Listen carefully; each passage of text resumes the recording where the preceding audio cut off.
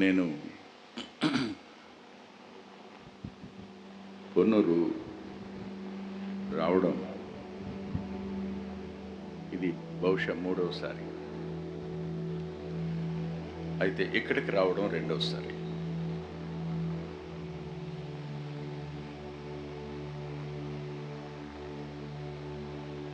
రాజారావు గారి జీవితాన్ని రాయడానికి ప్రభు నాకు కృప చూపించారు. నేనెప్పుడు దేవునికి కృతజ్ఞత చెల్లిస్తాను. ఎంత మంచి దైవ సేవకుల జీవితాలు రాసేందుకు నా కోసం అట్టిపెట్టిన దేవుడు ఎంత గొప్పవాడు. నిజంగా ఆ దేవునికి కృతజ్ఞత చెల్లించకుండా ఉండలేను. ఈ రాత్రి వాక్యం చెప్పిన వెళ్ళిన తమ్ముడు దేవుని యందు నమ్మకస్తుడు. రాబోయే కాలంలో దేవుని మహిమార్థమై బహుబలంగా వాడబడే దేవుని సాధనం తను.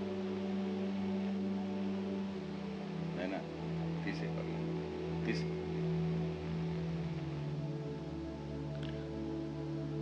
తుఫాన్ ఆగినట్టుంది కదా. ఇప్పుడు నేను మిమ్మల్ని ఒక ప్రశ్న అడుగుతాను, జవాబు చెప్పండి. మీరు లావుగా ఉన్నారా, నేను లావుగా ఉన్నానా?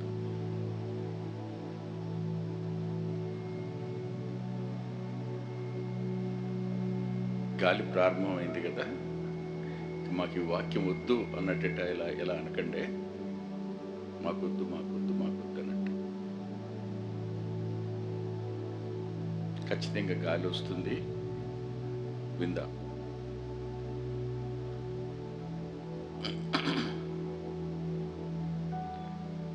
ఈ జీవిత ప్రయాణంలో ఆపదలో చిక్కుకోవడం, భయాలకు విలవిల్లాడిపోవడం అసలు ఎందుకు జరుగుతుంది? ఒకసారి ఆలోచించండి. నా ఎడమ వైపున, కుడి వైపున, నా వెనక, నా ముందు ఉన్నవారిలో అత్యధిక భాగం క్రైస్తవులుగా పిలువబడుతున్నవారే.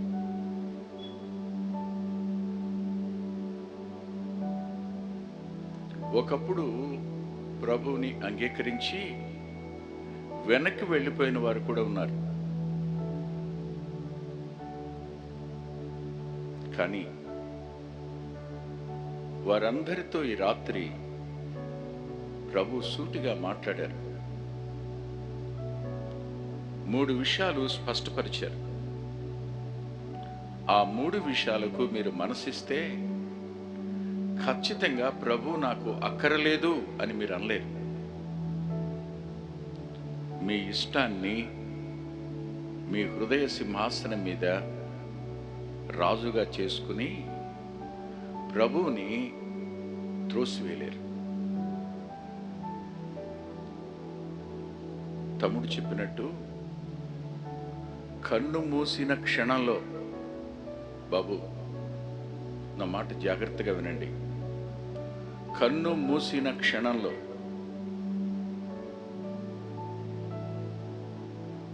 యుగయుగాల జీవితం ఆరంభమవుతుంది.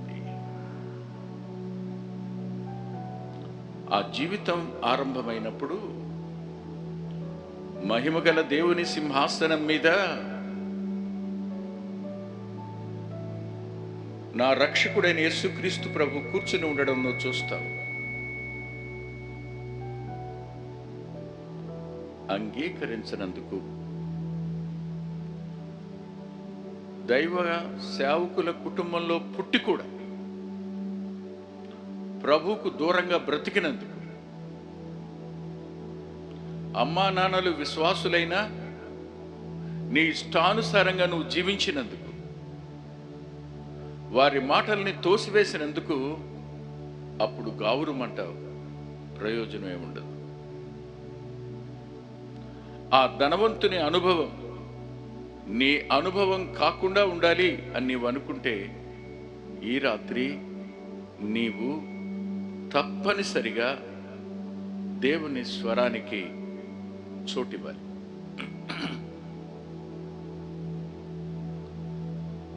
చాలాసార్లు మన నిర్ణయాలకు కారణాలు ఏమిటి, ఎందుకు అలాంటి నిర్ణయాలు తీసుకుంటాం? అపోస్తల కార్యాల గ్రంథం 27వ అధ్యాయం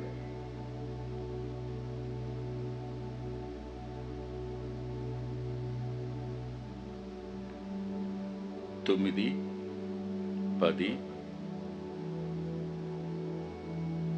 11 వచనాలను నేను చదువుతాను.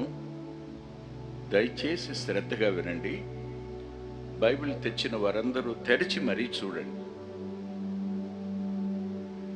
అపోస్తల కార్యాల గ్రంథం 27వ అధ్యాయం 9, 10, 11 వచనాలు. చాలా కాలమైన తరువాత ఉపవాస దినము కూడా అప్పటికి గతించినందున ప్రయాణము చేయుట అపాయకరమై ఉండెను. అప్పుడు పౌలు, అయ్యలారా, ఈ ప్రయాణము వలన సరకులకును ఓడకును మాత్రమే కాక మన ప్రాణములకు కూడా హానియో బహు నష్టమును కలుగునట్లు నాకు తోచుచున్నదని చెప్పి వారిని హెచ్చరించెను. 11వ వచనం. అయినను శతాధిపతి పౌలు చెప్పినది నమ్మక, నావికుడును ఓడ యజమానుడును చెప్పినదే నమ్మెను. ప్రార్థన చేసుకుందాం. దయగలిగిన మా గొప్ప తండ్రి, కృపగలిగిన మా దేవ, మరో రాత్రి వేళ మీ ప్రియకుమారుడు మా రక్షకుడు అయిన యేసుక్రీస్తు ప్రభు వారి పరిశుద్ధ నామంలో మీ పాదాల సమీపానికి వస్తున్నాం. అందరినీ ప్రేమించిన వారు, పక్షపాతం లేనివారు, అందరినీ నీ వద్దకు రమ్మని పిలుస్తున్నవారు, అందరూ అంతటా మారు మనసు పొందాలని ఆజ్ఞాపిస్తున్న మీరు ఈ రాత్రి వేళ మీ ఆత్మ కార్యాన్ని జరిగించరా? మా ప్రియులు తమ అంతరంగాలను కఠినపరుచుకోకుండా నీ వాక్య స్వరానికి చెవినివ్వడానికి, మీ ఆత్మకు వారి అంతరంగంలో చోటివ్వడానికి, మీరు మాట్లాడుతున్న మాటను అంగీకరించి విధేయత చూపించడానికి, పాపమును గురించి, నీతిని గురించి, తీర్పును గురించి ఒప్పిస్తున్నప్పుడు కన్నీటితో పశ్చాత్తాపడడానికి, వారి జీవితానికి మరో అవకాశాన్ని భూమి మీద శాంతి కలిగి జీవించడానికి మాత్రమే కాక యుగయుగాలు నెమ్మదిగల స్థలంలో దేవదూతలు నడిచే చోట స్ఫటిక నది ప్రవాహ తీరాన్న దూతలు వీణలు మీడుతూ ఉండగా మీ పాదాల సమీపానికి నడిచి వచ్చి సాష్టాంగపడి రక్షించిన వాడివని నేను ఆరాధించడానికి వారి అంతరంగాలను లూదియా హృదయం తెరిచినట్టు మీరు తెరవండని మీ కృపకు మాట్లాడుతున్న నీ సేవకుని అప్పగించుకుంటూ మీ సన్నిధి మాతో కూడా ఉండనిమ్మని యేసుక్రీస్తు ప్రభు వారి పేరిట ప్రార్థిస్తున్నాం తండ్రి, ఆమేన్. ఇప్పుడు నేను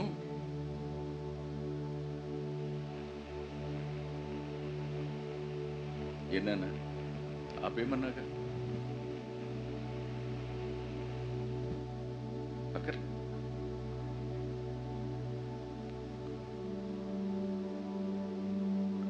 ఇప్పుడు నేను మిమ్మల్ని ఒక ప్రశ్న అడుగుతాను, జవాబు చెప్పండి. ఫెలిక్స్ తన జీవితాన్ని దేనిని బట్టి కొనసాగించాడు? జీవితం ఈ ఓడ ప్రయాణంతో పోలిస్తే ఆ ఓడలో 3 స్వరాలు వినపడ్డాయి.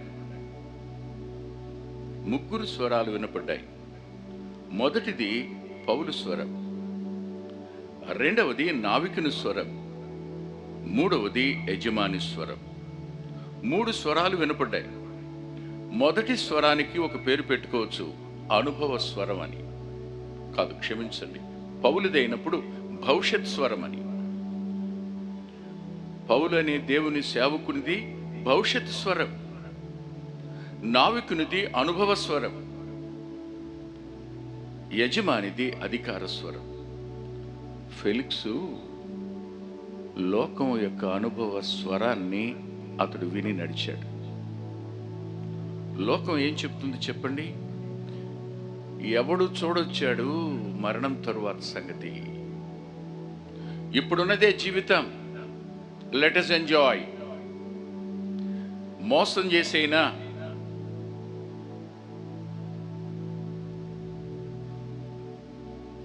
పాపం అనే పదం సరైంది కాదు, దానికి ఒక పేరు పెట్టుకోవాలి. వారికి తెలియక పాపం అంటున్నారు. దానికి మనం పెట్టుకోవాల్సిన పేరు ఏమిటంటే ఎంజాయ్మెంట్, శారీరక సంతోషం. Let us enjoy. నచ్చింది వెంబడించాలి, నచ్చింది చేయాలి, కోరింది సొంతం చేసుకోవాలి. ఇది అనుభవం చెప్పే స్వరం. లోకం ఎప్పుడైనా ఇదే మాట వినపడుతుంది. పతనమైన ఆదాము కాలం నుండి నేటి వరకు వినబడే స్వరం ఏమిటో తెలుసా? నేత్రాశ, శరీరేచ్ఛ, జీవపు డంబాలు నీకు చాలా ఇస్తాయి. అవి నీకు బహు ఆకర్షణీయంగా ఉంటాయి. నీ అంతరంగంలో సంతోషం కావాలి అంటే, నీవు సంతోషంగాను సుఖంగాను ఉండాలి అంటే తిను, త్రాగు, సుఖించు, ఇంతే. ఇది లోకం అనుభవంతో చెప్తున్న స్వరం. వాళ్ళకేం తెలుసురా? పిచ్చోళ్ళు వాళ్ళు. బైబిల్ పట్టుకుని తిరిగేవాళ్ళు పిచ్చోళ్ళరా? వాక్యం చెప్పేవాళ్ళు పిచ్చోళ్ళరా? వాళ్ళు ఏదో తమ బ్రతుకు తెరువు కోసం చెప్తున్నారా? ఇలాగే మాట్లాడతారు. కానీ ఒకానొక దినాన ప్రియ సోదరుడా, నువ్వు కన్ను మూసిన తరువాత, ప్రియ చెల్లి, ప్రియ తమ్ముడు, దండం పెట్టి చెప్తాను నేను, లేదు లేదు లేదు అనుకుంటున్నది ఖచ్చితంగా ఉన్నది. ఎందుకో తెలుసా? దృశ్యమైనవన్నీ అనిత్యాలు, అదృశ్యమైనవి మాత్రమే నిత్యాలు. కనిపించేవన్నీ ఉండవు ఒకరోజు. భవిష్యత్తు స్వరం ఏం చెప్తుందో తెలుసా మీకు? విన్నారుగా, తీర్పు ఉందని చెప్తుంది. భవిష్యత్తు స్వరం ఏం చెప్తుందో పేతురు పత్రిక దగ్గరికి రండి దయచేసి ఒకసారి. పేతురు పత్రిక 3వ అధ్యాయం 9-10 వచనాలు. కొందరు ఆలస్యమని ఎంచుకున్నట్లు ప్రభు తన వాగ్దానమును గురించి ఆలస్యం చేయవాడు కాడు గాని, ఎవడునూ నశింపవల్లని ఇచ్చింపక అందరూ మారు మనసు పొందవలని కోర్చు మీ ఎడల దీర్ఘశాంతము గలవాడై ఉన్నాడు. అయితే ప్రభువు దినము దొంగ వచ్చినట్లు వచ్చును. ఆ దినమున ఆకాశములు మహాధ్వనితో గతించిపోవును, పంచభూతములు మిక్కటమైన వేండ్రముతో లయమైపోవును, భూమియు దాని మీదనున్న కృత్యములన్నీయు కాలిపోవును. ఇవన్నీ అట్లు లయమైపోవును గనుక ఆకాశములు రవులుకొని లయమైపోవునట్టు, పంచభూతములు మహావేంద్రముతో కరిగిపోవునట్టు, దేవుని దినము రాకడ కొరకు కనిపెట్టుచు దానిని ఆశతో అపేక్షించుచు మీరు పరిశుద్ధమైన ప్రవర్తనతోనూ భక్తితోనూ ఎంతో జాగ్రత్త కలవారై ఉండవలెను. ఎవరు ఈ చివరివి లేవో వారు రేపటి దినాన్న నిత్యత్వంలో తీర్పులో ఉండడమే కాదు, భూమి మీద ఉండగానే ఇవి సంభవించే ప్రమాదం ముందుంది. పౌలు గారు నిలబడి ఇలా అన్నారు, అయ్యలారా ఒక చిన్న మాట వినండి. ఈ ప్రయాణం ప్రమాదకరం.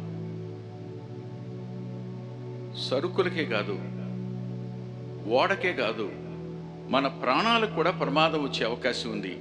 ఆగండి, ఆగండి, ఒకసారి ఆగండి. మనిషి ఆగడానికి ఇష్టపడ్డాడు, తన ఇష్టాన్ని నెరవేర్చుకోవడానికి ఇష్టపడతాడు. చార్లెస్ స్పర్జన్ ఇంగ్లాండ్కు చెందినవాడు. మెట్రోపాలిటన్ టాబర్నకల్కి సంబంధించినవాడు. నేను లండన్ మీటింగ్కి వెళ్ళినప్పుడు వాళ్ళు నన్ను అడిగారు, ఏం చూస్తారు మీరు అని. మ్యూజియం చూస్తారా, విక్టోరియా మ్యూజియం, లేకపోతే పలానా బ్రిడ్జ్ చూస్తారా అంటే నేను అన్నాను, కాదు, చార్లెస్ స్పర్జన్ మాట్లాడిన మెట్రోపాలిటన్ టాబర్నకల్ చర్చ్ చూస్తాను అన్నాను. అతని గురించి ఒక మాట చెప్తాను నేను, స్పర్జన్ గురించి. ఆయన వాక్యాన్ని, అంటే వెస్టర్న్ కంట్రీస్లో ఉన్న వాళ్ళందరికీ ఒక గొప్ప హ్యాబిట్ ఉంటుంది. ఇవాళ చెప్పే ప్రసంగం ముందే రాయాలి. వాళ్ళు రాసిన వారు వాక్యం చెప్పడానికి ముందే చర్చికి వచ్చిన వాళ్ళందరికీ పనిచేస్తారు, ఆ తర్వాత నిలబడి మాట్లాడతారు. అయితే శనివారమో శుక్రవారమో రాత్రి వారు చర్చిలో నిలబడి ట్రైల్ మెసేజ్ అని చెప్తారు. ఆ వర్తమానం ప్రజలెవరూ లేకపోయినా వాళ్ళు చెప్తారు. చెప్పుకుంటూ ఉన్నప్పుడు లోటుపాట్లు ఏమున్నాయో అర్థమవుతాయని ట్రైల్ సెర్మన్ అనేది వెస్టర్న్ కంట్రీస్లో ఇప్పటికీ అలవాటు ఉంది. ఆ రోజు చార్లెస్ స్పర్జన్ వచ్చాడు ట్రైల్ సెర్మన్ చెప్పడానికి. సెక్స్టన్ తలుపు తీసుంచాడు, తన కోసమే అనుకున్నాడు. లోపలికి వచ్చాడు, పుల్పిట్ మీద నిలబడ్డాడు. నిలబడి మాట్లాడుతూ అన్నాడు, ఆగు, ఒక్కసారి ఆగు, ఆలోచించు అన్నాడు. సెలా అనే మాటకు ఆగు, ఆలోచించు, అప్పుడు ముందుకు సాగు. ఆగు, ఆగు అని చెప్పాడు. ప్రసంగం పూర్తయిపోయింది. ఆదివారం పునరుద్ధాన దినం. నిలబడి వాక్యం చెప్పాడు. బయలుదేరి పుల్పిట్ నుంచి కిందకి దిగి వచ్చిన తరువాత ఒక వ్యక్తి వచ్చి చేతులు జోడించి, అయ్యా, ఈ వర్తమానం నన్ను రక్షించింది అన్నాడు. గాడ్ బ్లెస్ యూ అన్నాడు. అని ఈ రోజునేనా అన్నాడు. లేదయ్యా, మొన్నటి దినాన్న. అవునయ్యా, నేను ఎలక్ట్రీషియన్ని పిలువబడ్డాను. పైనున్నటువంటి ఆ బల్బులు బాగు చేయడానికి గుర్తులు వేలాడతాయి కదా, బాగు చేయడానికి పైకెక్కాను. ఎక్కిన తరువాత మీరు వచ్చి వాక్యం చెప్పుకుంటున్నారు, నా పని నేను చేసుకుంటున్నాను. మీరన్నారు ఆగు అన్నారు, ఒకసారి ఆగాను. ఆలోచించు అన్నారు, చూశాను. నేను ఏ కొక్కాన్ని పట్టుకుని ఉన్నానో ఆ కొక్కెం ఊడిపోవడానికి సిద్ధంగా ఉంది. అప్పుడు నేను ప్రక్కకు జరిగి, అదిగో ఆ కనపడుతున్నటువంటి దాని మీదకి నడిచే పక్కకు వచ్చాను, లేకపోతే అప్పుడే చచ్చిపోతును. ఆగి వాక్యం విన్నాను, ప్రభువుకు నా జీవితాన్ని అప్పగించుకున్నాను అన్నాడు. అయ్యలారా ఆగండి అన్నప్పుడు, ఇప్పటి వరకు మీరు జీవించిన జీవితం ఆపి ఒకసారి ఆలోచించండి. What sort of life you led? ఎలాంటి జీవితాన్ని నువ్వు జీవించావు? ఎలాంటి జీవితాన్ని జీవిస్తూ ఇప్పుడున్నావు? ఈ రాత్రి వేళ నీ జీవితాన్ని గురించి ఒక్కసారి వెనక్కి తిరిగి చూడు. ఫెలిక్స్ భయమంతా అనుభవ స్వరాన్ని విన్నవాడు గతం జ్ఞాపకం వచ్చి భయకంపితుడైపోయాడు. కానీ నిన్ను నీవు సమర్థించుకుంటూ కొనసాగడానికి కారణం ఏమిటో తెలుసా? తర్వాత చెప్తాను. మొదటిది నావికుని స్వరం. విన్నాం కదా, ఏమని? పర్వాలా, ఇలాంటి తుఫానులు చాలా చూశాం. ఈ ఓడ ఎన్ని తుఫానులను తట్టుకుంది, ఎన్ని ఉప్పెనలను దాటింది, ఏం పర్వాలా, వెళదాం. అతడు నావికుడు, ఓడ నడిపేవాడు, అనుభవం ఉన్నవాడు. ఎవరి మాట వింటారు? భవిష్యత్తు స్వరం మాట వింటారా? అనుభవ స్వరం మాట వింటారా? లోకం చెప్పే అనుభవ స్వరాన్ని ఫెలిక్స్ వినట్టు అనేక మంది నేటికి వింటూనే ఉన్నారు. ఈ ఓడవారు కూడా అనుభవ స్వరాన్ని విన్నారు, భవిష్యత్తు స్వరం మీద నమ్మకాన్ని పెట్టల. ఏం తెలిసి ఇతనికి అనుకున్నారు. అతడెవరో వారికి అర్థం కాల.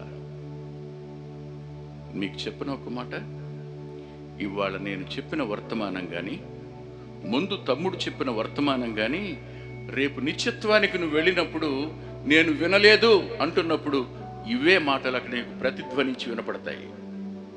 మర్చిపోకండి, ఆయన వాక్యం శాశ్వతం. ఆయన మాట మారదు, మార్పు చెందదు. ఆకాశము భూమి గతించిపోయినా గతించని మాటలవి. నావికుని స్వరం వినపడింది, నెంబర్ 1. నెంబర్ 2, ఓడ యజమాని అధికార స్వరం. అధికార స్వరం ఏ నిర్ణయం తీసుకుంటే అదే.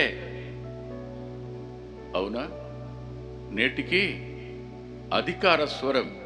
కుటుంబంలో యజమాని అధికారిగా ఉంటాడు, అవును కదా?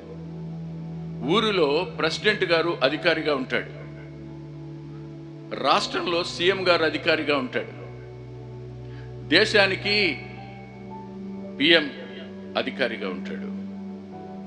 మొత్తం అందరూ ఏ స్వరాన్ని వెంబడించడానికి ప్రయత్నం చేస్తారు?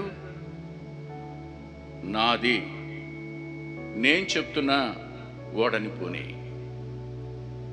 ఇలాగే జరగాలి, ఇలాగే జరగాలి, అవును కదా? ఆలోచించండి ఒకసారి.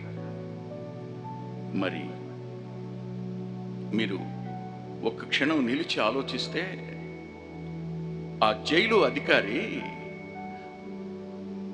పౌలును ఎందుకు పట్టుకుని లోపల గదిలోనికి నెట్టాడు? అప్పటికి అనేక దెబ్బలు కొట్టారు, అతనికి అప్పగించారు. ఎందుకు లోపలికి తోశాడు? అధికార స్వరం అది. అతడు ఒక అధికారానికి లోబడి ఉన్నాడు. తన వద్దకు వచ్చిన వాడు ఖైదీ గనుక, ఖైదీ మీద మోపబడిన నేరానికి తగినట్టుగా అతనికి జరగవలసిన ఇల్ ట్రీట్మెంట్ చేశాడు అతను. అధికార స్వరం భవిష్యత్తు స్వరాన్ని నీచిపరుస్తుంది. అనుభవ స్వరం భవిష్యత్తు స్వరాన్ని ఖాతరు చేయదు, తోసేస్తుంది. నేటికి జరుగుతున్నది అదే. నేటి పరిస్థితుల్లో కూడా నిన్ను నడిపిస్తున్నది లోకం యొక్క అనుభవ స్వరమే. నిన్ను నడిపిస్తున్నది నువ్వు వింటున్నటువంటి మీడియానో, ఏది అధికార స్వరమో అదే నిన్ను నడిపిస్తుంది. నీ జీవిత ప్రయాణం చాలా దూరం వచ్చేసింది, చాలా దూరం వచ్చింది. కానీ నీకు ఇంకా భయం ఎందుకు కలగలేదో తెలుసా? ఈ ముగ్గురికి భయం కలిగే సమయం వచ్చింది, కానీ నీకు ఒకానొక దినాన్న భయం కలిగే సమయం వచ్చి తీరుతుంది. కానీ అప్పుడు ప్రయోజనం ఉండకపోవచ్చు, ప్రయోజనం ఉండకపోవచ్చు. ఆలోచన చేయండి, ఎందుకు భయం కలగలేదు మీకు? ఇంకా ఎందుకు మీరు అదే విషయంలో కొనసాగుతున్నారు? ఆ స్వరాలనే ఎందుకు వెంబడిస్తున్నారు? ఇంకా పాపంలోనే ఉండడానికి గల కారణం ఏమిటి? మీ ఇష్టాలనే నెరవేర్చుకోవడానికి కారణం ఏంటి? మీరు ఎవరిని లెక్క చేయని స్థితిలో ఉండడానికి గల కారణం ఏమిటో తెలుసా? చూడండి, అపోస్తుల కార్యాల గ్రంథం 27వ అధ్యాయం 27వ అధ్యాయం 13వ వచనం. మరియు దక్షిణపు గాలి మెల్లగా విసురుచుండగా వారు తమ ఆలోచన సమకూడినదని లంగరెత్తి క్రేతు ధరిన ఓడ నడిపించిరి. That is the reason. అది కారణం. మేము అనుకున్నది జరుగుతుంది, మేము చేసేది వనగూడుతుంది, మేము ఏం చేసినా, ఏమి అన్నా, ఏది నిర్ణయం తీసుకున్నా దానిని మేము కొనసాగించుకోగలుగుతున్నాం. పరిస్థితులు మాకు అనుకూలంగా ఉన్నాయి, ప్రజలు మాకు అనుకూలంగా ఉన్నారు, అధికారం మాకు అనుకూలంగా ఉంది. ధనబలం కానీ, జ్ఞానబలం కానీ, అంగబలం కానీ, అధికార బలం కానీ దేవుని బలం ముందు ఆగవని గుర్తుపెట్టుకోండి. ఇవన్నీ తాత్కాలికమైనవి. వీటిని వెంబడిస్తున్న నువ్వు ఒకానొక దినాన్న అకస్మాత్తుగా కూలుకుపోతావు. వెలుపలికి రావడానికి అవకాశం ఉండదు. వెలుపలికి రావడానికి అవకాశం ఉండదు.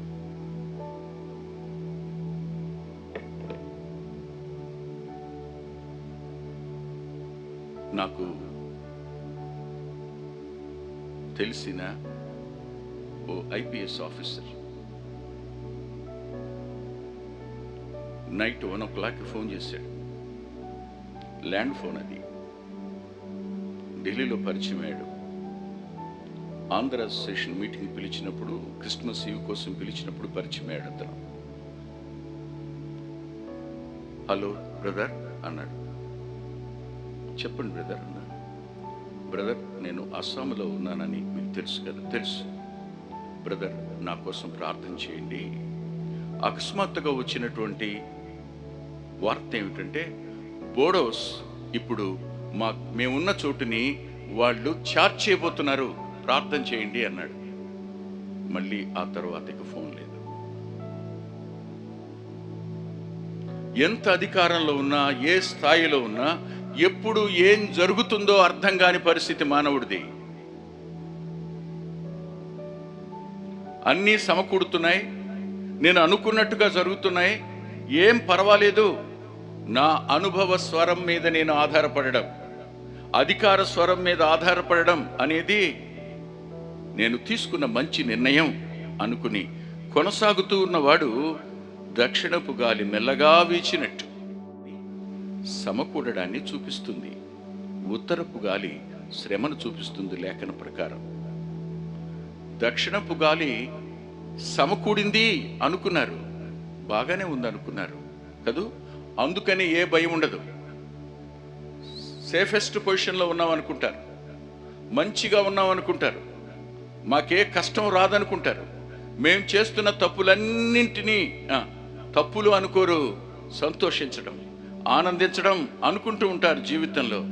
కానీ ఒకానొక దినం ఖచ్చితంగా వచ్చి తీరుతుంది. వచ్చింది. చూడండి ఏం జరిగిందో ఇప్పుడు. దయచేసి చూడండి.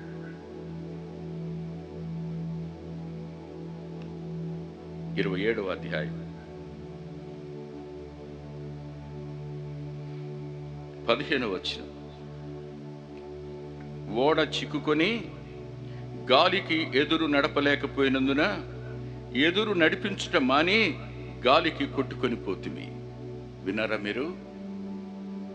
అనుభవ స్వరం మీద ఆధారపడినవాడు, అధికార స్వరం వల్ల నిర్ణయం తీసుకున్నవాడు గాలికి కొట్టుకొని పోవలసిన పరిస్థితి తప్ప నిలకడైన బ్రతుకుండదు.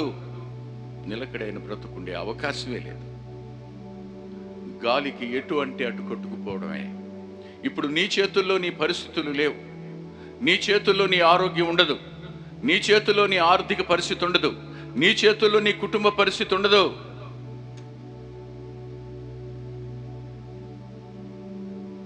నీవు గాలి చేతుల్లో ఉంటావు. అది ఎటు వీస్తే అటు కొట్టుకుపోయే దుస్థితిలో నీవు ఉంటావు. కొట్టుకుపోయిన వారు ఆలోచించండి. ఆ చెరసాల అధికారి ఒక్క రాత్రి, అంతేగా, ఒక్క రాత్రి. కానీ చూస్తారా మీరు? దయచేసి చూడండి 27వ అధ్యాయంలో 20వ వచనం. కొన్ని దినములు సూర్యుడైనను నక్షత్రములైనను కనపడగా పెద్ద గాలి మా మీద కొట్టినందున ప్రాణములతో తప్పించుకుందామన్న ఆశ బొత్తిగా పోయెను. ఆ జైలు అధికారి నేను ప్రాణాలతో బతుకుతాను అని అనుకోలేదు. కారణం తెలుసా? వచ్చింది భూకంపం, తలుపులన్నీ తెరుచుకున్నాయి, సంకెళ్ళన్నీ ఊడిపోయాయి, అయిపోయింది నా జీవితం అనుకున్నాడు. ఖచ్చితంగా నేను చంపబడతాను నిర్ణయానికి వచ్చేసాడు. అయిపోయింది నా జీవితం అనుకున్నాడు. అతడు అడిగాడు, అయ్యలారా, రక్షణ పొందడానికి నేనేం చేయాలి? నీకు నువ్వు ఏ హాని చేసుకోవద్దు.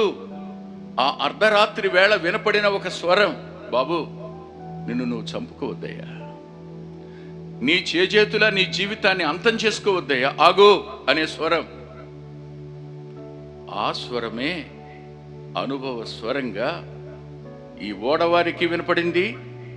అదే లేఖన స్వరం ఈ రాత్రి వేళ నీతో కూడా మాట్లాడుతూ ఉంది. నీవు ఇంటిలో పడక మీద ఉన్నా, కనపడకూడదని బిల్డింగ్లో ఉండి నీ వేసుకున్న కుర్చీ దూరంగా కనపడకుండా పెట్టుకున్నా, నువ్వు ఎక్కడున్నా నీ చెవికి వచ్చి వినపడుతున్న వాక్యం ఇది. ఆగొకసారి. ఈ రాత్రి వేళ నీ ప్రాణాన్ని నువ్వు నిలువునా తీసుకోని అవసరం లేదు అనే మాట అతనికి వినపడింది. కానీ వీళ్ళ సంగతి చూడండి. ఒక్క రాత్రే అతనికి భయం అయితే కొన్ని రాత్రులు. ఒక మాట అడుగుతాను నేను, సరిగ్గా నిద్రపోయిన రాత్రులు ఎందుకు చెప్పును?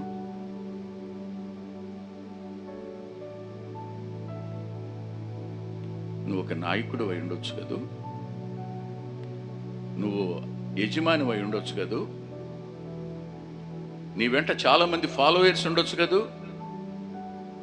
నువ్వు శ్రేష్టమైన ఉద్యోగం చేస్తూ ఉండొచ్చు కదూ, నాకన్నీ ఉన్నాయి అనుకుంటున్నావు కదా. కానీ రాత్రి వేళ నీ గదిలో నువ్వు ఒంటరిగా నిద్ర లేకుండా గడిపిన రాత్రులు, ఫోన్ రింగ్ అయితే గుండెలు దడపుట్టిన రాత్రులు ఎన్ని లేవు నీ జీవితంలో? ఎప్పుడైనా ఆలోచించావా ఇది ఎందుకు సంభవించిందో? ఇది సంభవించడానికి కారణం ఏమిటి అని ఒక్కసారైనా వెనుతిరిగి చూసావా? సర్దుకుంటూ సరిచేసుకుంటూ బాగానే పోతున్నానులే అనుకుంటున్నావు, ప్రపంచాన్ని నమ్మించడానికి ప్రయత్నం చేస్తున్నావు. కానీ నీ మనస్సాక్షి నీ మీద దోషారోపణ చేస్తుంది. ఏం జవాబు చెప్తావు? మనస్సాక్షి ముందు తల ఉంచుకుని నిలబడాలి నువ్వు. మనస్సాక్షి ప్రశ్నిస్తూనే ఉంటుంది నిన్ను. ఒక మాట చెప్తాను, జరిగిన సంఘటన ఒకటి. ఒక వ్యక్తి ఇంగ్లాండ్ నుంచి బయలుదేరి జర్మనీ వెళ్ళిపోయాడు. జర్మనీ వెళ్ళిపోయిన వాడు 7 సంవత్సరాల తరువాత తిరిగి వచ్చాడు ఇంగ్లాండ్కి. వచ్చినవాడు నేరుగా పోలీస్ స్టేషన్కి వెళ్ళాడు. పోలీస్ స్టేషన్కి వెళ్ళి ఇలా అన్నాడు, అయ్యా, ఫలానా సమయంలో, ఫలానా సంవత్సరం, ఫలానా రోజున ఒక అమ్మాయి ఫలానా సరస్సులో శవంగా తేలింది అనే మాట కేసుంది కదా, అందులో ఎవరూ దొరకలేదు కదా, అది నేనేనండి, ఆమె నా భార్యనండి. నేను వేరే ఆమె మోజులో పడి ఈమెను వదిలించుకోవాలని నేను వెళుతూ చూస్తున్న ఆమె తల మీద కొట్టి, నేను అప్పటికే సిద్ధం చేసుకున్న రాయిని ఆమె మెడకు కట్టి లోపల పారేసి వదిలించుకున్నానండి. కానీ నేను జర్మనీ వెళ్ళిపోయినా నేను చేసిన తప్పు నా మనస్సాక్షి ప్రతిసారి, నేను పెళ్లి చేసుకున్నా, నాకు పిల్లలు పుట్టారు, కానీ ప్రతి రాత్రి ఆమె వెనుతిరిగి కొట్టిన దెబ్బకి నీ వంక చూసిందే, నిన్ను ఎంత ప్రేమించిందో, ఆ కళ్ళతో నిన్ను చూసిన చూపు నీకు జాలి కలగలేదు కదా, నీ చేతులతో నువ్వు చంపి మెడకు రాయి కట్టి లోపల పడేసావు కదా అని ఎప్పటికీ నన్ను తరుముతూనే ఉందండి. నేను ఇప్పుడు జర్మనీలో పర్మనెంట్ రెసిడెంట్ని, అయినా సరే నేను ఇంగ్లాండ్ వచ్చి మీకు నన్ను నేను అప్పగించుకుంటున్నాను, దయచేసి చట్టం ఇచ్చిన శిక్షకు నేను లోబడతాను, నన్ను శిక్షించండి అని అడిగాడని రాసిన ఆ సంఘటన నేను చదివాను. మనస్సాక్షి నువ్వు వెనుతిరిగి చూస్తే నీ మీద ఎన్ని నేరారోపణలు, ఆర్థికమైన నేరారోపణలు ఎన్ని నీ మీద, మోసపూరితమైన కార్యాలు చేసి అనైక్యతకు కారణమైన నేరారోపణలు ఎన్ని నీ మీద, కుటుంబం లోపల పైకి మంచిగా కనపడుతూ భార్యను చిత్రహింసలు చేస్తున్నది దేవుడు చూడడం లేదా? మీ అన్నదమ్ములను మోసం చేసి ఆస్తిని హస్తగతం చేసుకున్న సంగతి దేవుడు చూడడు అనుకుంటున్నావా? వాళ్ళు నోరు మూసుకుని ఉంటున్నారు నీకున్న అధికారానికి జడిసి, నీ నోటికి జడిసి. కానీ నీ మనస్సాక్షి నీ మీద నేరారోపణ చేస్తున్నప్పుడు నువ్వెలా తప్పించుకుంటావు ఆలోచించు. అనేక రాత్రులు సూర్యుడు నక్షత్రాలు కనపడక ఎటు పోతున్నావో అర్థం కాని రాత్రులు అనేకం వచ్చినప్పుడు చెప్పండి, మీరు ఎలా అయ్యారు? ఓడ మొత్తం గ్రిప్డ్ విత్ ఫియర్, భయం యొక్క గుప్పిట్లోకి వెళ్ళిపోయింది.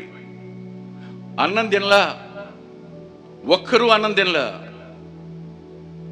మనస్సాక్షి నేరారోపణ చేస్తున్నప్పుడు,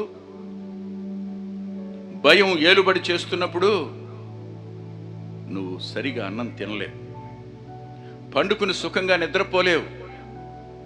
నువ్వు పైకి నటిస్తుంటావు అంతవరకే, లోపల భయం నిన్ను తరుముతూనే ఉంటుంది, నీ మనస్సాక్షి కూడా నిన్ను తరుముతూనే ఉంటుంది. ఎలా తప్పించుకుంటావు? నువ్వు తప్పించగలిగిన వారెవరు? ఊహించండి ఒకసారి.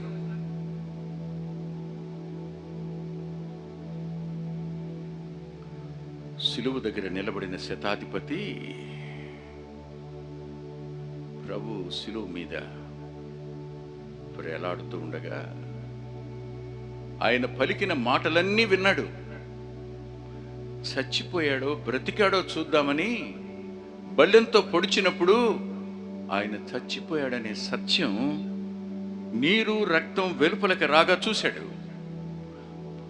ప్రాణం, నా ఆత్మను నేను అప్పగిస్తున్నానని ఆత్మ తన చేతుల్లోనే ఉన్నట్టు తన ఆత్మను తండ్రికి అప్పగించడం చూసిన వాడు తల వంచడం చూడగానే, హూ ఈజ్ దిస్ మ్యాన్?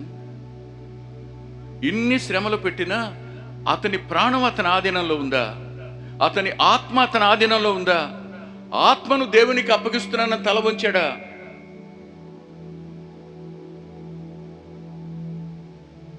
భయం అతన్ని ఆవహించింది. క్రైస్తవుడు అయ్యుండి కూడా ఎన్ని లంచాలు,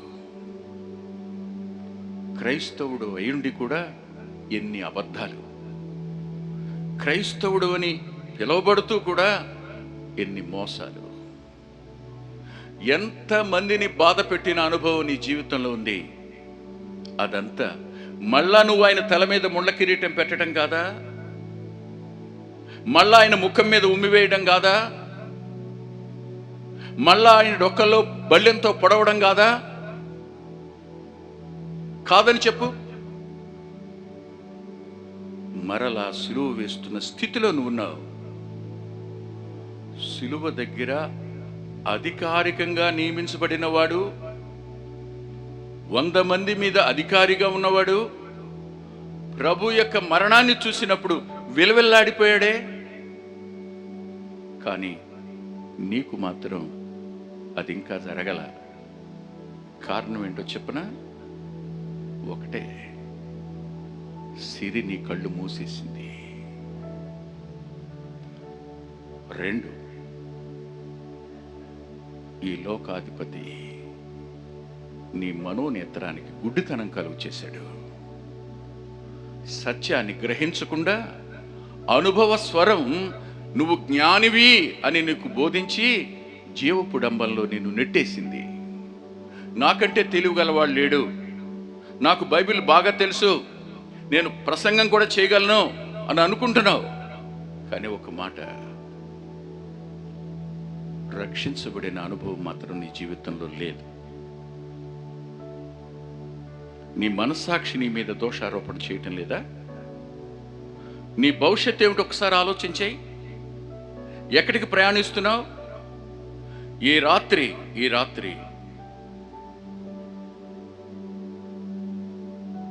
నేను చదువుకుని పరీక్షలు రాశాను.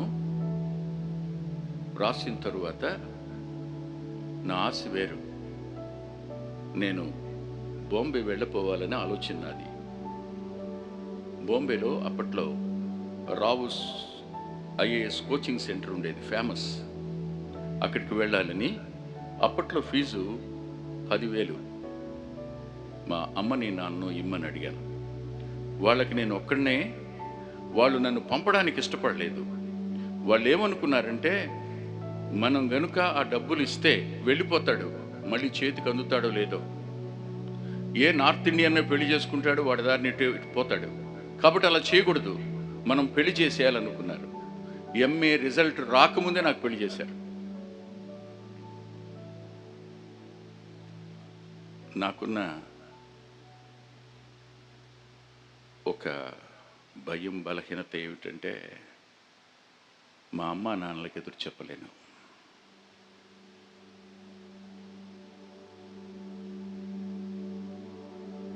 పెళ్ళయింది, అమ్మ ఇంటికి వచ్చింది. నాకు ప్రభు అంటే ఇష్టం ఉండదు. అమ్మ నాన్నలు ప్రభు అంటే ఇష్టపడతారు, ప్రభు అంటే ఇష్టం ఉండదు.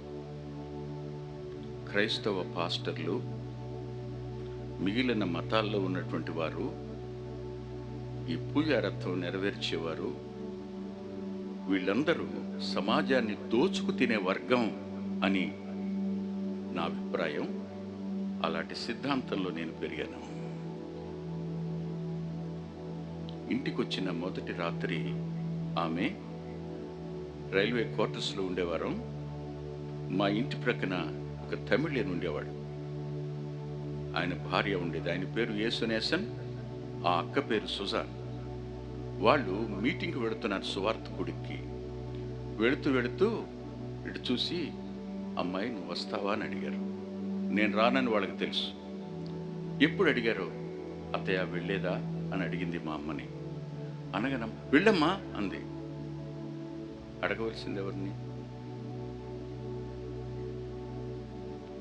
పెళ్ళే 3 రోజులు, ఇది 4వ రోజు. అడగవలసింది ఎవరిని?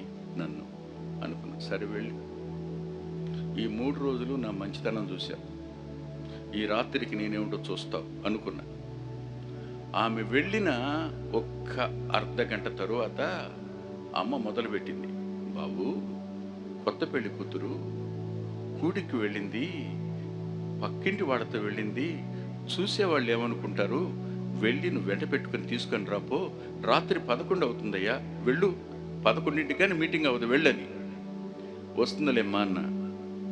బాబు చెప్తున్నాను కదా నాన్న, వెళ్ళు, నా మాట విను, వెళ్ళమన్నానా అంది. చెప్పానుగా నా బలహీనత. లేచి వెళ్ళాను. ఇంతకు నేను అనుకుంటాను, కోడల మీద ప్రేమతో అందని నేను అనుకోను, వెళితే వాక్యం అన్న వింటాడని. వెళ్ళాను. ఇలాగే కూడికలు జరుగుతున్నాయి. ఇక్కడికి రాలా. అవతల వైపున రోడ్డు ఉంది. రోడ్డు ఇంకా పూర్తిగా వేల, రాళ్ల గుట్టలు పరిచున్నాయి. దాని మీద కూర్చున్నా. నేను కనపడను, మైక్ నాకు వినపడుతుంది. అతను నిలబడి మాట్లాడుతుండగా రాళ్లగుట్ట మీద కూర్చున్న నేను ఒక రాయి తీసుకుని ఇలా కొట్టి, ఇంత చప్పగా మాట్లాడుతున్నాడు ఏంటి ఇతను, ఇంతకంటే మంచి ప్రసంగికుడు ఎవరు దొరకలేదా ఈ పాస్టర్కి అని మళ్ళా 2వ రాయి తీసుకున్నా. ఇలా 2వ రాయి తీసుకుని కొట్టబోయే ముందు వర్తమానం చెప్తున్న వ్యక్తి ఆగి బాబు అన్నాడు. బాబు అనగానే నేను ఒకసారి ఉలిక్కి పడ్డాను. కారణం ఏమిటంటే, అమ్మ ఎన్నడూ అరే అని కానీ ఒరే అని కానీ పిలవడం తెలియదు, ఆమెకి పిలవదు. రైల్వే క్వార్టర్స్ మొత్తంలో నా పేరు వెంకటరత్నం అని ఎవరికి తెలియదు, బాబునే తెలుసు. నా తల్లి ఏమని పిలుస్తుందో అందరూ అదే పేరుతో పిలుస్తారు, బాబు బాబు బాబు అని. బాబు అన్నాడు. ఆగా. నువ్వు బాగా చదువుకున్నావు కదా అన్నాడు. ఈ ప్రసంగం నీకు చప్పగా ఉంది కదా అన్నాడు. వెంట్రుకలన్నీ నిలబడ్డాయి, రాయి వదిలేశా. నేను నాకు ప్రశ్న అడుగుతాను, జవాబు చెప్పన్నాడు. ఈ రాత్రి నేను చనిపోతే నా ప్రభువు, నా ప్రియరక్షకుడైన యేసుక్రీస్తు ప్రభు వారి పాదాల దగ్గర నేను ఉంటాను, ఉంటావా అన్నాడు. నా సర్టిఫికెట్లో క్రిస్టియన్ అని ఉంది, బట్ హీజ్ ఎ బ్రాహ్మిన్. మాట్లాడుతున్నవాడు ఒక బ్రాహ్మణ కులస్తుడు. చిన్నప్పటి నుంచి బ్రాహ్మణ ద్వేషంతో పెరిగిన వాడిని నేను.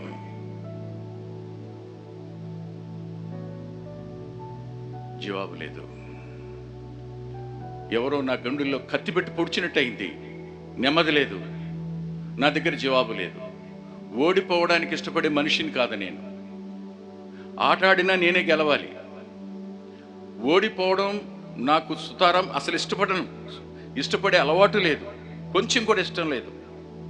అలాంటి నేను కృంగిపోయాను. నెమ్మది లేదు. మీటింగ్ అయింది, వీళ్ళు వచ్చారు. అంత దూరం వచ్చిన తర్వాత కనపడితే, నువ్వు రావాల్సింది, ఎంత మంచి ప్రసంగమో తెలుసా అన్నారు. నేనేం మాట్లాడలా, మౌనంగా ఇంటికి వచ్చా. నా మనస్సాక్షి నన్ను ప్రశ్నిస్తూనే ఉంది, ఇప్పుడు చచ్చిపోతే ఎక్కడికి వెడతామని. సావు ఖాయం కదా, ఎక్కడికి వెడతావు? భయం అంతరంగాన్ని కమ్ముకోక మునిపే ఓటమి నన్ను ఏడ్పించింది. ఓటమి చేతులు నేను ఓడిపోయాను. నేను ఓడిపోని వాణ్ణి, ఓటమి పాలయ్యాను. ఆ తరువాత ఆ తమిళి అనే ఒక మాట, బాబు ఈ మ్యాగజైన్ చదివి వినిపిస్తావా అన్నాడు. అది తెలుగు మ్యాగజైన్, తెలుగు మాట్లాడతాడు కానీ తెలుగు చదవలేడు ఆయన. నేను మ్యాగజైన్ అంతా చదివి వినిపించాను, ఆయన తమిళంలో రాసుకున్నాడు. ఆఖరికి వచ్చేటప్పటికి 12 ప్రశ్నలు ఉన్నాయి. ఆ దినాలలో అంటే 1980, 81 ఆ ప్రాంతంలో 12 ప్రశ్నలకు జవాబులు రాస్తే 1000 రూపాయలు బహుమానం. First prize, second prize 500, third prize 250. అంటే బాబు రాద్దామా అన్నాడు. నేనన్నాను, రైల్వే వరుసలు మామగారు, కష్టించి సంపాదించిన సొమ్ము తప్ప మిగతా దానికి నేను ఆశపడినండి, నాకు వద్దు అన్నా. అయితే పనిచేయి బాబు, బైబిల్లో ఈ ఆఖరి ప్రశ్న చాలా పెద్దది, దీనికి జవాబులు ఎక్కడుంటాయో ఒక్కసారి దయచేసి వెతికి చెప్పవా అన్నాడు. అమ్మ కోసం చర్చికి వెళ్ళి వెనక కూర్చునేవాడిని. పాస్టర్ ప్రసంగం చేస్తూ ఉండగా అనుకునేవాడిని, అబ్బా ఏం ప్రసంగం చేస్తున్నావయ్యా నువ్వు, నీ ప్రసంగానికి నీ బతుకి మధ్యలో ఎంత పెద్ద అగాధం ఉందో చూసుకో అనేవాడిని. మొన్నే కదయ్యా సంఘ పెద్దని చొక్కా పట్టుకున్నాడు, 100 రూపాయల నోట్లు 2 జేబులో పెట్టేసుకున్నావు, చందా దాంట్లోంచి తీసని అనుకుంటుండేవాడిని, వాక్యం వినేవాడిని కాదు. బైబిల్లో ఇశ్రాయేలీల 12 నెలలు ఎక్కడున్నాయో అవి కొంచెం చూసి చెప్పు నాన్న, ఎక్కడున్నాయో రిఫరెన్స్తో సహా. జనవరిని ఏమంటారు, ఫిబ్రవరిని ఏమంటారు, డిసెంబర్ వరకు. సరే మామగారు అన్నా. అందుకోసం మొట్టమొదట బైబిల్ చదవటం ప్రారంభించా. చెప్పాను గత రాత్రి, తాతయ్య మొట్టమొదటి నమ్ముకున్నాడు. ఇంట్లో బైబిల్ ఉంది. అమ్మా నాన్న చర్చికి వెడతారు. I may not say they are believers, they are nominal Christians, that's all. ఆ రోజు వాక్యం చదవడం ప్రారంభించా. ఆది యందు దేవుడు అన్న మాట నన్ను ఆపింది. ఆదా ఎప్పుడు? ఈ భూమికి ఒక ఆది ఉందా? ఈ కాలానికి ఒక ఆది ఉందా? మనుగడకు ఒక ఆది ఉందా? ఒక్కొక్కటి జవాబు లేదు నా దగ్గర. 2వ వచనానికి వచ్చాను. శూన్యముగా నిరాకారంగా, ఇదెందుకు? సృజించింది శూన్యంగా నిరాకారంగా ఎందుకయింది? No answer with me. చదువుతూనే ఉన్నాను, ఒక్కొక్క ప్రశ్న దగ్గర ఎంతసేపు ఆగిపోతున్నాను. అప్పటి వరకు నా మీద నాకు బోల్డ్ అంత నమ్మకం, గొప్ప అహంకారం, గర్వం. కారణం ఏంటో తెలుసా? ఎంఏ రిజల్ట్ వచ్చే నాటికే నేను junior inter economics Raghavendra guides రాసిచ్చాను. సిలబస్ మారితే రాసేవారు ఎవరైనా ఉన్నారా అంటే తాళ్ళూరు శంకర్ అని గుడివాళ్ళనే ఉంటాడు, నా క్లాస్మేట్ వాడి రిలేటివ్స్ రాఘవేంద్ర ప్రెస్ వాళ్ళు. ఆ రాఘవేంద్ర అనే అతను కూడా మా వయసు వాడే. మా ఫ్రెండ్ ఉన్నాడురా, జస్ట్ ఇప్పుడే అయింది వాడికి ఎంఏ ఎకనామిక్స్, మంచిగా చెప్తాడు, మేము చదివాం కలిసి వాడితో అంటే అప్పుడు రాశాను. First intermediate, junior inter, senior ఇంటర్కి బిఏ బీకామ్ ఎంట్రన్స్ వచ్చింది. దానికి కావాల్సిన ఎకనామిక్స్ గైడ్లు రాశాను. కాబట్టి నా మీద నాకు బోల్డంత నమ్మకం. ఇంకొక మాట కూడా చెప్పిన, నా సివిల్స్ పోవడానికి కూడా ఎకనామిక్సే కారణం.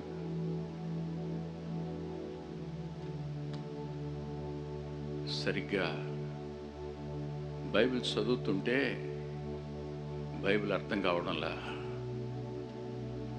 నా చదువైనా వ్యర్థమై ఉండాలి, ఈ బైబిల్ అయినా అబద్ధమై ఉండాలి అనుకున్నాను. కానీ దేవుడు నాతో మాట్లాడాడు. నీకు చప్పగా ఉంది కదా అన్నాడు. ఇప్పుడు నువ్వు చచ్చిపోతే ఎక్కడుంటావు అన్నాడు.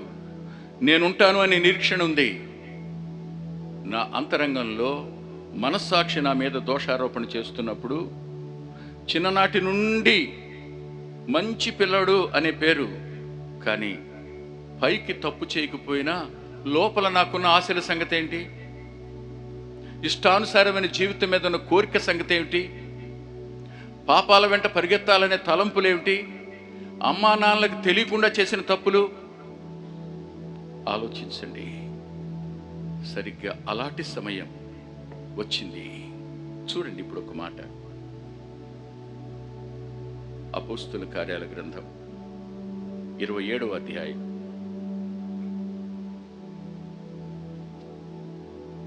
27వ వచనం. 14వ రాత్రి వచ్చినప్పుడు మేము అద్రియా సముద్రములో అటు ఇటు కొట్టుకొని పోవచ్చు ఉన్నాము కదూ.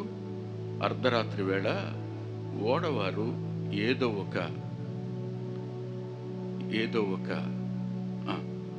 దేశము దగ్గర పడుతుందని ఊహించిరి. జీవితం ఊహలతో కొనసాగుతున్న సంగతి. ఊహలే, ఏమవుతుందో అర్థం కాని పరిస్థితి. సరిగ్గా అప్పుడు ఒక్క మాట నేను మీకు చూపించాలి. ఆ మాట సరిగ్గా ఇదే అధ్యాయంలో ఓ చిన్న పదం. అది ఆ చిన్న పదం చూడండి దయచేసి.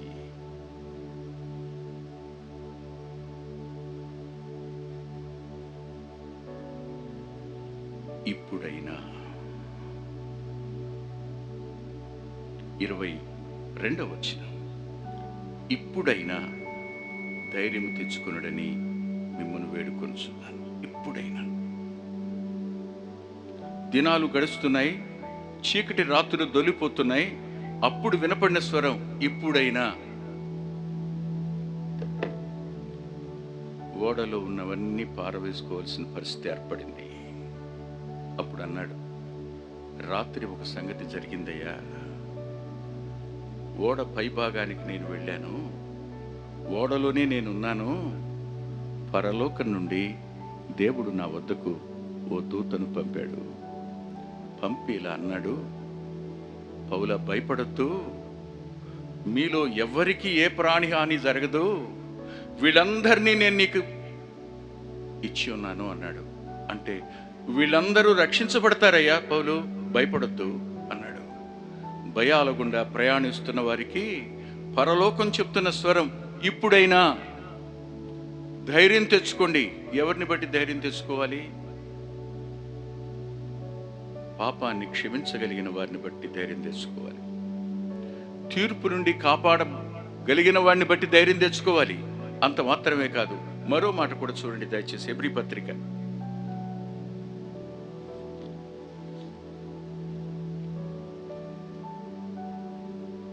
9వ అధ్యాయం 14వ వచనం. నిత్యుడగు ఆత్మ ద్వారా తాను దేవునికి నిర్దోషినిగా అర్పించుకున్న క్రీస్తు యొక్క రక్తము నిర్జీవ క్రియలను విడిచి జీవము గల దేవుని సేవించుటకు మీ మనస్సాక్షిని ఎంతో ఎక్కువగా శుద్ధి చేయును. నీ మనస్సాక్షి నీ మీద దోషారోపణ చెయ్యకుండా దానిని సహితం సంపూర్ణంగా కడగలిగిన ఒకే ఒక రక్తం ఆయన రక్తం.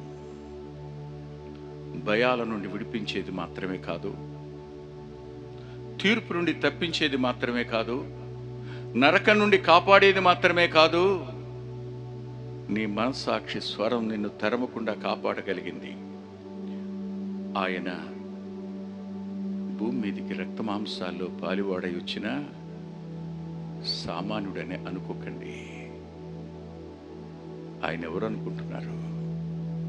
ఆయన ఎవరో 2 మాటలు చెప్పి నేను ఈ వర్తమానాన్ని ముగిస్తాను. రోమాపత్రిక 9వ అధ్యాయం 5వ వచనం చదువుతున్నాను.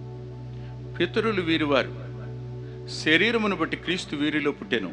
ఈయన సర్వాధికారి అయిన దేవుడై ఉండి నిరంతరము స్తోత్రార్హుడై ఉన్నాడు. ఆమేన్. సర్వాధికారి అయిన దేవుడు, నిరంతరం స్తోత్రార్హుడైన వాడు నీ కోసం తన రక్తం చిందించాడు. అందుకని ఆ రక్తానికి దేవుని రక్తం అని పేరు.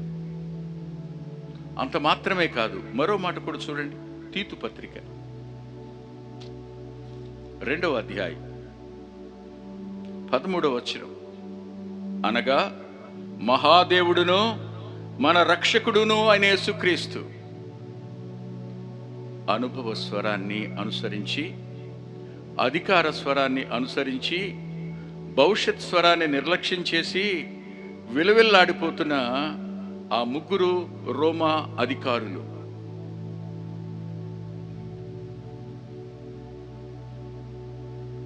ఈ ఓడలో ఉన్న శతాధిపతితో పాటు మిగిలిన వారందరూ పౌలు చెప్పినట్టుగా వారు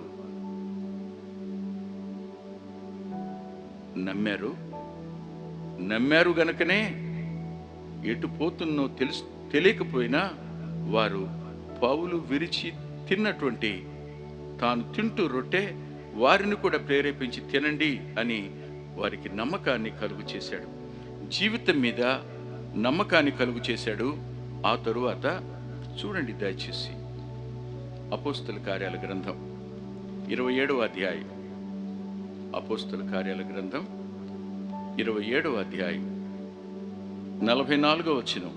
ఈలాగు అందరూ తప్పించుకొని దరిచేరిరి. ఈలాగు అందరూ తప్పించుకొని దరిచేరిరి. ఈ లోకం యొక్క దరిని నువ్వు దాటాలి. ఒకరోజు అద్దరి ఉంది. ఆ అద్దరికి నువ్వు వెళ్ళాలి అంటే ఒకే ఒక వ్యక్తి, ఆయన తానే నేనే మార్గాన్ని అన్నాడు. ఆయన ద్వారా మాత్రమే నీ చిత్తానికి వెళతావు.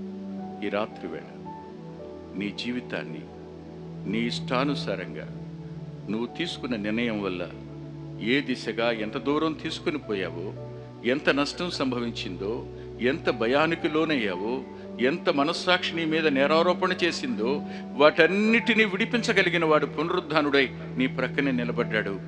నీవు ఆయన దగ్గర పాపిని ఒప్పుకొనగలవా? క్షమించమని అడగగలవా? ప్రభువా, నేను నీకోసం నిర్ణయం తీసుకుంటున్నాను, నీకోసమే బ్రతుకుతాను, నేను నన్ను నీ బిడ్డగా అంగీకరించు, ఇది మొదలుకొని ప్రభువా నీవే అని ఆయనకి నిన్ను అప్పగించుకుని చూడు. తల్లు వంచండి, ప్రార్థన చేసుకుంటాను. దయచేసి తల్లు వంచండి. మోకరించగలిగిన వారు దయచేసి మోకరించండి. బ్రతిమలాడి చెప్పిన 2వ స్వరాన్ని కూడా మీరు విన్నారు. ఈ 2 అంతల స్వరం నిన్ను